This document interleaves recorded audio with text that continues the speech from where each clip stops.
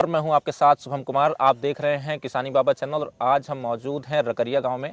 रकरिया गांव जो है रीवा शहर में पड़ता है। रीवा मध्य प्रदेश का एक छोटा सा जिला है, जहां पे आज हम एक ऐसे शख्स के साथ मौजूद हैं जो अपने आप में एक शख्सियत हैं और खेती का जो लाभ का धंधा है वो किस तरीके से इन्होंने अपनाया। और अभी हमारे साथ जो ये पीछे आप दृश्य देख पा रहे होंगे, ये आलू की खेती अभी कर रहे हैं और आलू की खेती किस तरीके से कर रहे हैं इसके बारे में भी जानेंगे। सबसे पहले हम आपसे जो है उनका परिचय करवा देते हैं। ये हैं दुर्गा शंकर मिश्रा जी, जो उन्नत किसान हैं और लगातार खेती को लाभ का धंधा बना करके लाखों रुपए कमा भी रहे हैं और साथ में एक युवाओं को एक संदेश दे रहे हैं कि किस तरीके से वो खेती को रोजगार का जो है धंधा बना करके और किसी दूसरे की 2000 की 10,000 की 20,000 रुपए की नौकरी ना करके और अच्छा मुनाफा भी खेती के माध्यम से कमा सकते हैं। ये आइडिया कहाँ से आया, मैं जानना चाहता हूँ आपसे। सर, मैं 18 साल की उम्र में आर्मी ज्वाइन किया जी। और 36 साल की उम्र में मैं आर्मी से जी।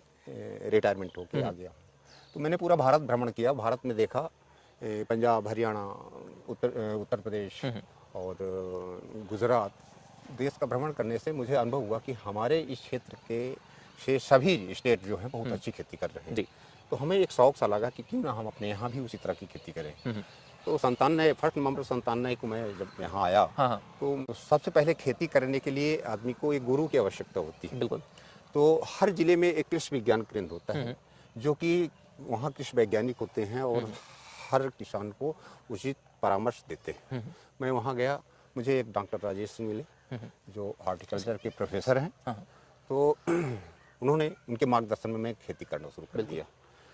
इसी समय लगभग 12 साल पहले एक पेप्सिको कंपनी जो कि पंजाब में आलू का अपना कारोबार करती थी, अच्छा, वो यहाँ पे सीड प्रोडक्शन प्रोग्राम के तहत अपनी वैरायटी चाहती थी कि कोई किसान मिले जो कि सीड बनाए हमारा। तो मैंने उसका कॉन्ट्रैक्ट फार्मिंग में सीड बनाना शुरू किया। तो उसमें सीड तो वो देते हैं अपना, जो वैरायटी का सीड उन्हें बनाना है, और उसकी कीमत लेते हैं। उसमें उनकी मशीनें आती हैं, आलू खोद के हम तैयार करने के बाद खोद के इकट्ठा स्टोर में रख देते हैं। बिल्कुल। उनकी मशीनें आती हैं, वो ग्रेडिंग करती हैं 4 तरह की, ए बी सी डी और जेड। तो उनके जो सीड प्रोडक्शन के तहत वो छोटा बीज रहे यही चाहती हैं। बड़ा हो जाने पे उसका रेट कम कर देती हैं। अच्छा। जितना ही बड़ा आलू हो जाएगा वो सीड के काम में आता तो है, लेकिन काटना पड़ता है। तो जितना छोटा होगा एवी ज़्यादा पसंद करते हैं, उनका रेट ज़्यादा उन्होंने किया। तो हम लोग भी यही प्रयास करते हैं कि बीज हमारी आलू ज़्यादा बढ़ने न पाए, और इसलिए हम आज 10-12 साल से कंटिन्यू पेप्सिको का सीड प्रोडक्शन के तहत आलू की खेती कर रहे हैं। और इसमें गेहूं से तो ज़्यादा ही मिल जाता है। यानी एक तरीके से कहा जाए कि दर्शकों, परंपरागत खेती को अगर बदल कर कुछ नया लाभ का धंधा बनाते हुए अगर खेती करना चाहते हैं, तो जैसे सर ने आपने बताया जैसे पंजाब की कोई पेप्सिको कंपनी है, उसने आलू के बीज के उत्पादन के लिए सर से संपर्क किया और सर ने कॉन्ट्रैक्ट साइन किया बाकायदा। और सर ने जो आलू की खेती करने का जो तरीका अपनाया वो भी अलग है, क्योंकि उसमें पेप्सिको कंपनी अपनी खुद मदद करती है। जी। और जैसे 4 कैटेगरी बताई इन्होंने ग्रेडिंग की, तो ग्रेडिंग करती है और उसके बाद जो बीज के लिए आलू पैदा होता है वो आलू की साइज ज्यादा बड़ी ना रहे, इसके लिए भी ध्यान रखना पड़ता है ना। और जैसे सर ने लाभ का धंधा बनाया, चूंकि कृषि विज्ञान केंद्र हर शहर में मौजूद होते हैं, तो हर जिले में मौजूद होते हैं, तो वहां से संपर्क करना प्राथमिकता होती है। तो अगर आप भी कुछ ऐसा करना चाहते हैं तो पहले कृषि विज्ञान केंद्र से आप संपर्क करेंगे, तो वहां विभिन्न योजनाएं जो संचालित हो रही हैं वो, चूंकि लगभग 20-25 योजनाएं ऐसी चलती हैं जो कृषि के क्षेत्र में लाभ दे सकती हैं और आपकी मदद कर सकती हैं अच्छा रोजगार जो है अपनाने के लिए। लेकिन लोगों को जानकारी नहीं होती और जानकारी के अभाव में वो कुछ भी करने लगते हैं, नौकरी करने लगते हैं, किसी दूसरे की 2 पैसे की नौकरी करते हैं। उससे अच्छा यह है कि अगर किसी के पास जमीन है, खुद की जमीन है या किराए की जमीन जैसे लीज पे लेकर के लोग कुछ खेती करते हैं, तो वो भी कर सकते हैं। और सर मैं ये जानना चाहता हूं कि इसमें कुछ किस्में भी होती हैं जो पैदावार होती है। इसमें सबसे बड़ी बात है कि वो चिप्स बनती है इस आलू की। जहाँ वो पेप्सिको है उसका एक चिप्स का ब्रांड है। वो चिप्स बनाने के लिए आलू जो तैयार होती है वो वैरायटी वो रिसर्च करते हैं, उनका रिसर्च सेंटर है। वही वैरायटी हमको देते हैं कि ये वैरायटी का बीज आप तैयार करके हमें दीजिए। तो वैरायटी उनकी स्वयं की पसंद होती है, जिससे उनका चिप्स अच्छा बनता है। यानी आपकी जमीन है, हाँ। आपको बीज उपलब्ध कराते हैं, सीड्स उपलब्ध कराते हैं, आपने पैदावार करी जी। और बाकायदा उसका एक रेट सेट है। हाँ, यानी मार्केट में कहीं आपको बेचने भी नहीं जाना है। जैसे आलू जब खुदती है सर जी जनवरी फरवरी में रेट आ जाएगा 5 रुपए 10 रुपए 10 रुपए रेट आ जाएगा जी, और किसान उस समय खोदेगा जी। और 10 रुपए जब मंडी लेके जाएगा जी। ट्रांसपोर्ट खर्च, बैग, लेबर सब जी। मिला के वो 6 रुपए 7 रुपए का। जी अब हमारा जो एबी ग्रुप का है हाँ, हाँ। 18 रुपए रेट है। जी, पेप्सिको हमें 18 रुपए देगी 18 रुपए प्रति किलो। किलो, चाहे मार्केट में 1 रुपए हो जाए हाँ। चाहे 50 रुपए हो जाए। यानी लेकिन एक ध्यान देने वाली बात यह हाँ, है जी। कि मार्केट में आलू के रेट बढ़े घटे उससे कोई तात्पर्य फर्क नहीं पड़ता। हमारा फिक्स हो गया कि हाँ। हमें इस रेट पे पैसा मिलना है। यानी ये जो कॉन्ट्रेक्चुअल फार्मिंग है, ये एक तरीके से बहुत बेहतर है, बहुत उम्दा है। संपर्क करने की आवश्यकता है पेप्सिको कंपनी जैसी जो और कंपनियां हैं, या पेप्सिको कंपनी ही मान लीजिए। हाँ, अगर आप उनसे संपर्क करने का प्रयास करते हैं और आपके पास पर्याप्त जमीन है, या फिर आप लीज में लेकर के जमीन खेती करना चाहते हैं, ये बहुत उम्दा तरीका है। दूसरी चीज जो सर ने बताई कि मार्केट का रेट 5 रहे, 10 रहे, 2 रहे, 12 रहे, आपको उससे कोई फर्क नहीं पड़ता। ए और बी ग्रेड की जो आलू निकलती है उसका एक रेट फिक्स है 18 रुपए मान लीजिए, अभी जैसे सर बता रहे हैं। अब बाद में आगे पीछे हो सकता है वो मार्केट स्टैंडर्ड्स के हिसाब से, कॉन्ट्रैक्ट के हिसाब से आपके, है ना, मार्केट स्टैंडर्ड्स उसमें कुछ भी मायने नहीं रखता। कोई मतलब नहीं। हमारा जैसे इस साल का रेट है जी। 18 रुपए, तो हमारा एबी ग्रुप का जो है जी, जी। जितनी हमारी वो क्वालिटी की आलू निकलेगी जी। उसका 18 रुपए के हिसाब से हमारा प्रति किलो 18 रुपए के हिसाब से, यानी इसमें नुकसान की गुंजाइश नहीं, ना के बराबर नहीं, है। नहीं है। फायदा जो है वो 2 गुना 3 गुना मान सकते हैं, क्योंकि 18 रुपए बहुत उम्दा तरीके से अगर देखा जाए तो बहुत उम्दा रेट है। उस समय जिस समय भले आज 20 रुपए बाद में हो जी। लेकिन जनवरी फरवरी में जब आलू की फसल आती है, जी, जी, जी। लेकिन उस समय 10 रुपए रेट मार्केट में हो मार्केट जाता में है। रेट, और बिल्कुल। किसान अगर लेके जाएगा ट्रांसपोर्ट खर्च, लेबर खर्च सब काटने के बाद तो 6 रुपए 7 रुपए का उसको पैसे मिलेगा। बिल्कुल बिल्कुल बिल्कुल। इसलिए उस समय अगर तुरंत उसको 18 रुपए के रेट मिलता है तो बहुत है। बहुत है। यानी एक तरीके से परंपरागत खेती, गेहूं, चावल या अन्य किसी तरीके की आप परंपरागत खेती कर रहे हैं तो उसको ये नहीं कह रहा हूं मैं, या सर भी ये नहीं कहेंगे कि उसको बंद कर दीजिए, क्योंकि कृषि पे आधारित जो है पूरा भारत है, कृषि प्रधान देश है भारत, तो यहाँ हर तरीके की खेती होती है। आप कर रहे हैं तो करिए, लेकिन अगर आपके पास पर्याप्त जमीन है तो कुछ जमीन आप ऐसे आलू की पैदावार करने के लिए अपना सकते हैं। और किसी तरीके की अगर आप मदद चाहते हैं कि सर आपकी मदद करें इस तरीके की जो खेती है उसके लिए, या आलू की खेती किस तरीके से कर सकते हैं, जमीन को किस तरीके से बनाना पड़ता है, सर ये जानकारी आप दर्शकों को दे दीजिए कि जब आपकी ये कॉन्ट्रेक्चुअल जो फार्मिंग की शुरुआत हुई, किस तरीके से आपने जमीन को बनाया, क्या किया, जमीन को कंपनी पेप्सिको जो है उसने सहायता की बनाने में, किस तरीके का ये रहा? नहीं, खेत तो चूंकि अपने को तैयार करना पड़ता है, खेत तो अपना है जी। तो खेत समतल होना चाहिए। खेत अभी इसमें देखो सर कि धान जैसे लेते हैं तो धान के लिए भी तो हमें खेत समतल चाहिए जी। तो खेत तो हमें बनाना पड़ता है अपने ढंग से, समतल खेत होना चाहिए। पहले तो धान की खेती लिए, अब धान के बाद आलू ले ली, आलू के बाद 90 दिन की फसल, टोटल 90 दिन में अगर हमें इतना मिल रहा है जी। तो बहुत मिल रहा है। 90 दिन के बाद हम उसमें प्याज की खेती कर लें, बिल्कुल, मूंग की खेती कर लें, एनीवे और भी कुछ कर सकते हैं कर लें। हमारा खेत खाली 90 दिन के बाद हमें तीसरी फसल मिल जाएगी। यानी ये आलू की जो पैदावार है 90 दिन में ये 90 दिन में इसका काम खत्म। हाँ। फिर उसके बाद कुछ और आप हाँ, जो भी चाहें आप इसके बाद प्याज की खेती लगा लें। हाँ हाँ हाँ, ये भी हो सकता है। ये भी हो सकता है। जैसे अब हमारी 1.5 महीने की फसल है, हाँ हाँ, अभी आज 6 जनवरी है, हाँ हाँ, और 1.5 महीने बाद ये फसल हमारी खत्म हो जाएगी।